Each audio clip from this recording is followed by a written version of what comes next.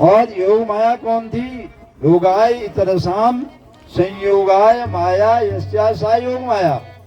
इस प्रकार श्री कृष्ण परमात्मा का संबंध अन्य भक्तजनों को प्राप्त कराने की जिनके मन में इच्छा हुई वे योग माया राधा रानी है।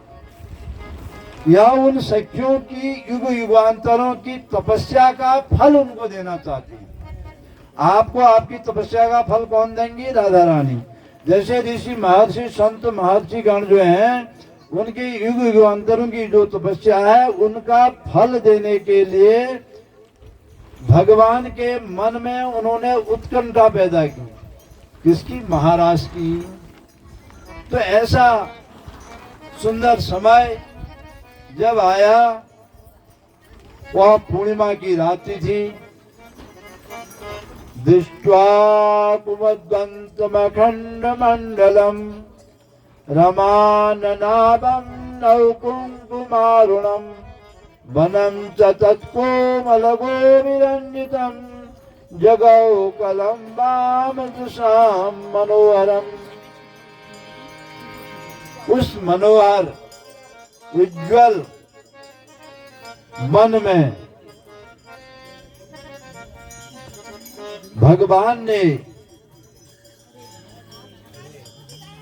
जगौ कलम माम दिशाम मनोहरम, ब्रज सुंदरियों के मन को हरण करने वाले काम बीज क्लीम की। कौन सा बीज बनता है? क्लीम। एक बार सब बोले क्लीम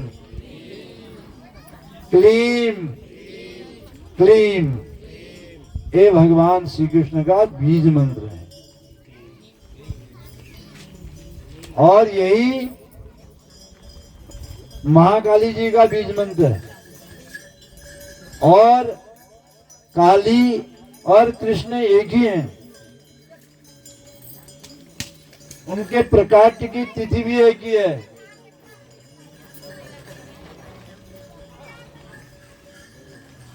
तो क्लीम मंत्र की ध्वनि से पूरित बंसी जब बजाई,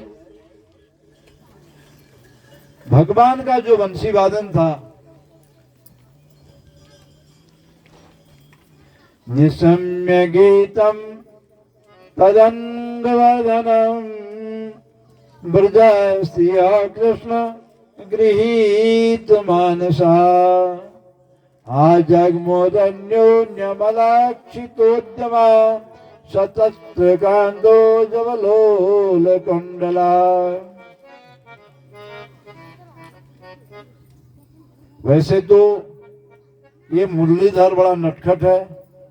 इनमें कोई मुरलीधर नाम का व्यक्ति तो नहीं है। बोलो सच्चिदानंद भगवान। हमारे दादाजी के समय में बहुत नाम रखते थे मुरलीधर। अब लोगों ने मुरलीधर नाम रखना ही छोड़ दिया। तो ये मुरलीधर का कैसा है? बड़ा नटखट है।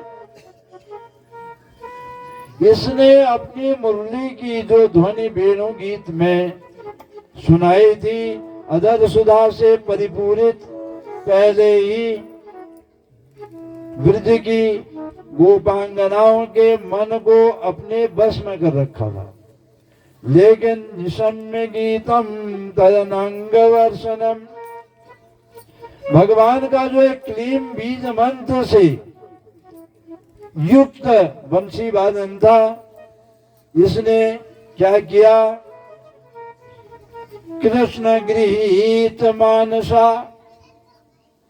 ब्रजस्त्रियः कृष्ण गृहीत मानसा। जो ब्रज की गोपिकाएं हैं वह कह रही हैं कि भगवान ने, ऐसा हमें लग रहा है इस मुरली की ध्वनि को सुन करके कि हमारे मन को खींच लिया है। गृहीत मानसा मतलब जबरदस्ती खींच लिया है। लोग नहीं कहते जैसे प्राण खींच लिए तो, लेकिन भगवान की इस मुरली की ध्वनि से जो क्लीम बीज मंत्र वाली थी, ब्रज स्त्रियों के मन को खींच लिया है। और आहा, मामा जी सुना दो पूरा। बोलो सच्चिदानंद भगवान की, मामा जी की। ये अभी तक इन्होंने ये नहीं कहा कि ये मत सुनो, सुना दो, सुनाते जाओ, सुनाते जाओ, सुनाते जाओ। क्योंकि महामुनि सुखदेव ने ये कहा, पिबत रे रसमालयम, जो ये भगवत कथा का रस है, आलयम, मोक्ष के बाद भी इसको पीते जाओ, पीते जाओ, पीते जाओ, कथा को सुनाते जाओ। अब वो मैंने पहले बता दिया था, जो अनुपस्थित रहे तो वो आलयम को शब्द का अर्थ यहाँ मैं विस्तार नहीं दूंगा। उनकी जो दशा थी, जबलोल कुंडला, आहा, द्व्यंतयो वियोका से दो अमृत्वा समुत्सका, पयोदिसिद्ध संव्याप्य मुदवास्या पराययो।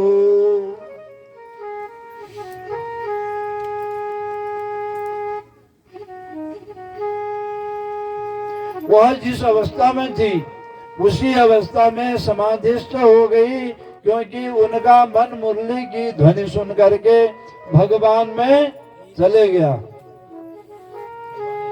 दिनेश, कभी ऐसा आपको भी लगा कि आपका मन पढ़ाई में लगा हो और कमरे में कोई आ रहा हो, कुछ सामान उठा के ले जा रहा हो और आपको पता नहीं चला हो? या तेरे से मेरी दोस्ती हो सकती है? बोलो सच्चिदानंद भगवान की। ऐसा ही हुआ था, पर समय नहीं है। ऐसा एक बार मेरे साथ भी हुआ था, ज्यादा तो नहीं। तो गृहीत मानसा, मन कहाँ था? भगवान में। इसलिए शरीर की सुधि नहीं रही। और द्वियंतयो अव्ययु, जो गाय दूह रही थी वह दूहना छोड़ के चली गई वृंदावन को। पयोदिश्चित संवाय मनुद्वास्याप्यायु, और कुछ जो थी दूध को औटा रही थी, कि कहने में खिरो रही थी, खिरो चला रही थी। पहले दूध को नहीं औटाते थे माताएं, अब तो दूध उसको कम हो जाएगा करके उबलने नहीं देते। पर घर का दूध जब था तब तो और बात थी। मलाई नहीं है दूध में, क्या उबाल जाएगा? वह क्या उबाल जाएगा? सत्य वचन। दूध छोड़ के चली गई। दूध चूल्हे में उबल रहा है, उसकी चिंता भी नहीं रही, वह छोड़ गई। जो जिस अवस्था में थी, कोई अपने बच्चे को दूध पिला रही थी, अनेक अनेक कोटि की, अनेक अनेक श्रेणियों की। कोई सिद्ध संत थी, कोई दंडकारण्य के ऋषिगण थे गोपिकाओं के रूप में, कोई वेद की ऋचाएं थी, अलग अलग कोटि। जिसकी जो श्रेणी थी वह उसी श्रेणी का आश्रय लेकर के, उसी स्थिति में स्थित होकर के भगवान की क्लीम की जो ध्वनि मुरली की थी वह उसी स्थिति में चली गई। कुछ गोपियां ऐसी थी जो पूर्ण सिद्धि को प्राप्त नहीं थी, लेकिन मन में 24 घंटे भगवान का चिंतन करती थी। वह भी भगवान का तो भगवान ने उनका मन भी अपने लिए खींच लिया था, लेकिन उनको इतना भान था कि ये हमारा घर है। तो भगवान ने मन जब खींच लिया तो वो मानसिक रूप से भगवान के रास में सम्मिलित हो गई। लेकिन अन्य जो सिद्ध गोपियां थी, वेद की ऋचाएं थी, दंडकारण्य के ऋषि थे रामावतार में, और जो जनकपुरी में सीता विवाह के समय देखने वाले लोग थे, स्त्री और पुरुष, वे उस जगतपति को पति रूप में प्राप्त करने की जो कामना करने वाले थे, वे शरीर सहित ही उस राष्ट्रमंडल में प्रवेश कर गए। इसी समय में जहाँ सब सिद्ध संत मुनिगण देवता असुर नाग यक्ष गंधर्व गोपियां बन करके रासमंडल में प्रवेश कर रही थी, तो उस क्लीम मुरली की ध्वनि कैलाश में शंकर भगवान को भी सुनाई दी। बोलो सच्चिदानंद भगवान की। भगवान की ध्वनि, भगवान क्या कह रहे हैं, हमें क्या संकेत कर रहे हैं, वो जो परम सिद्ध संत महात्मा गण हैं उन्हीं को सुनाई देते हैं। पार्वती जी भी वहां थी, उनको वह ध्वनि नहीं सुनाई दी। बोलो सच्चिदानंद भगवान की। पार्वती जी माफ कर देना, आप और शंकर भगवान अलग नहीं हो, आप एक ही हो। भागार्थाभिव संप्रक्तो भागार्थम प्रतिपत्तये जगत पितरो वंदे पार्वतीम परमेश्वरो। हमारी द्वैत बुद्धि है। पार्वती जी भी सुबोधिनी टीका के टीकाकार कहते हैं, महाप्रभु वल्लभाचार्य जी की पार्वती जी भी शंकर भगवान के में ही समाविष्ट हो गई, और वह दो एक होते हुए भी दो थे, दो होते हुए एक बन गए। और भगवान शंकर ने भी सोचा कि मैं महाराष्ट्र में प्रवेश करूं। बोले शंकर भगवान की जय हो। शंकर भगवान उन 12 भागवताचार्यों में हैं जो भागवत को वास्तविक रूप से जानते हैं। भागवत क्या है अब बताइए। भागवत के वास्तविक जानकार कौन है? शंकर भगवान। अब शंकर भगवान तो शमशान की बभूति रमाए हुए। बोलो सच्चिदानंद हरिओम।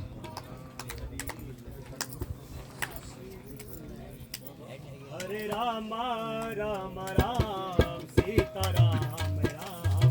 गाइए हरे राम राम राम सीता राम राम।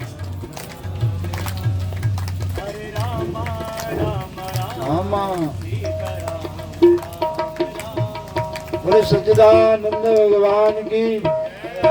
ये लाइट क्यों गई पता है? बताओ जी।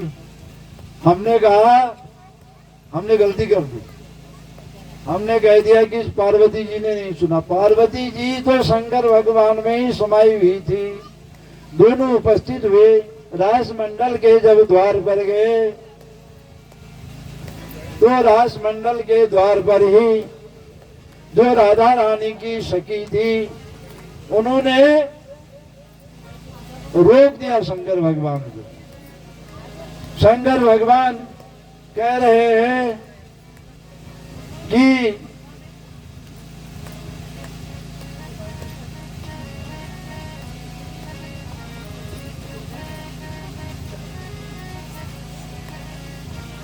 शंकर भगवान कह रहे हैं मैं रास में जाने के लिए, भगवान के रास में सम्मिलित होने के लिए आया हूं। तो सखी कह रही है कि यहाँ पुरुषों का प्रवेश निषेध है और तुम तो ये नंग धड़ंग बन के आए हो। यहाँ तो जो सुसज्जित होके आए उनका प्रवेश मान्य है।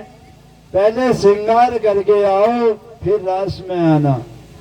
बोले मेरे पास तो कोई श्रृंगार सामग्री है नहीं, तुम ही रास कराओ, तुम ही मेरा श्रृंगार कर दो, पर रास को नहीं छोड़ना है। ये अनेक अनेक कल्पांतरों में आज ये आयोजन हुआ है महाराष्ट्र का, इसमें प्रवेश होना आवश्यक है।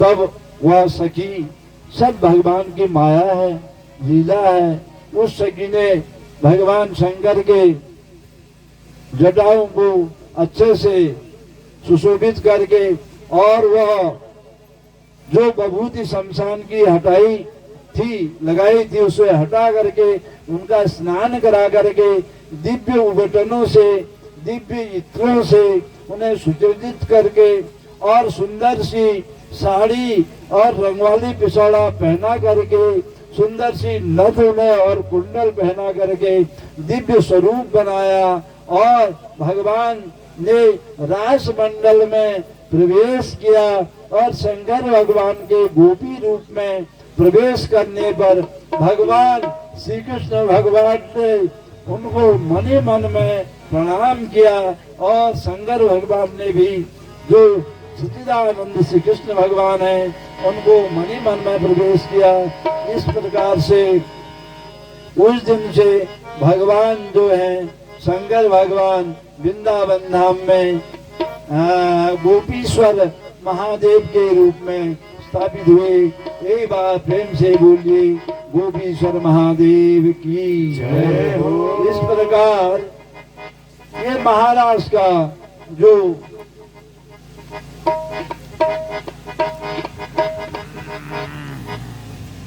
अभी बहुत समय है,